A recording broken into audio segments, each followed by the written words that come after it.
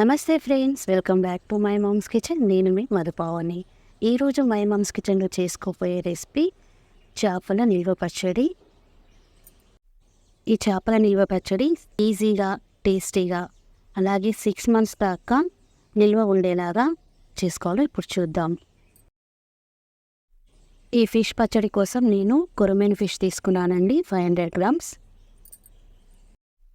ఈ ఫిష్ని సాల్ట్ వాటర్తో క్లీన్ చేసుకొని తీసుకున్నానండి. తడి లేకుండా ఆరబెట్టుకోవాలి. స్టవ్ ఆన్ చేసుకొని కడాయి పెట్టుకొని డీప్ ఫ్రైకి సరిపోయేంత ఆయిల్ వేసుకోవాలి. నేను ఈ ఫిష్ని బ్యాచెస్గా ఫ్రై చేస్తున్నానండి, ఒకేసారి ఫ్రై చేయకూడదు.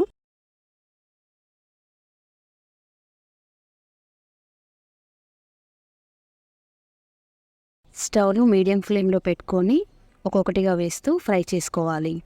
ఇవి గోల్డెన్ బ్రౌన్ కలర్ వచ్చేంత వరకు ఫిష్ని టర్న్ చేస్తూ ఫ్రై చేసుకోవాలి.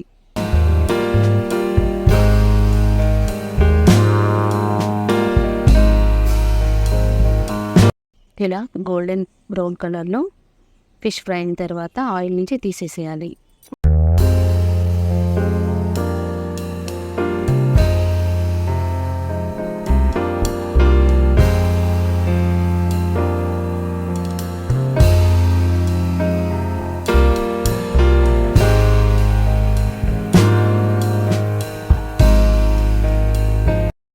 ఇలాగే మిగిలిన ఫిషెస్ అంతా ఫ్రై చేసుకోవాలి.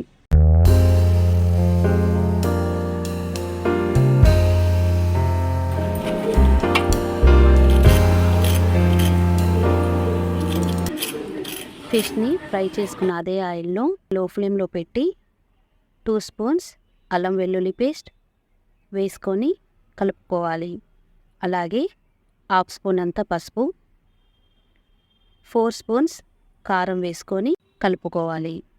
ఇది చేపల పచ్చడికి కారం ఎక్కువగానే పడుతుందండి.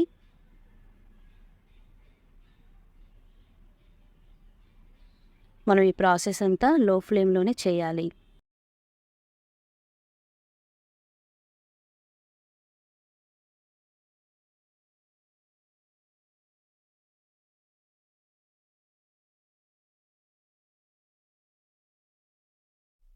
టేస్ట్కి తగినంత సాల్ట్ వేసుకోవాలి.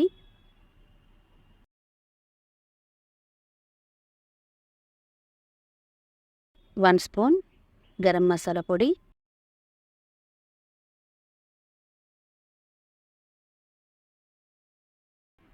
చిటికెడంతా జీలకర్ర మెంతుల పొడి వేసుకొని మిక్స్ చేసుకోవాలి.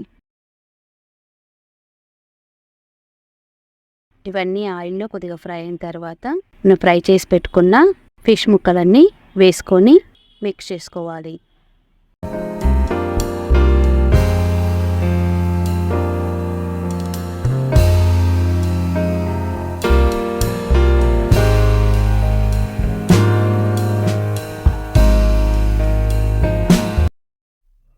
వన్ స్పూన్ ధనియాల పొడి వేసుకొని 5 to 6 minutes లో ఫ్లేమ్లో ఫ్రై చేసుకోవాలి.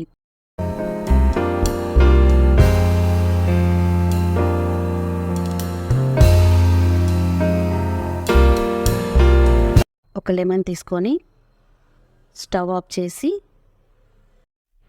లెమన్ జ్యూస్ వేసిన తర్వాత ఫిష్ పీసెస్ని మొత్తం కలుపుకోవాలి.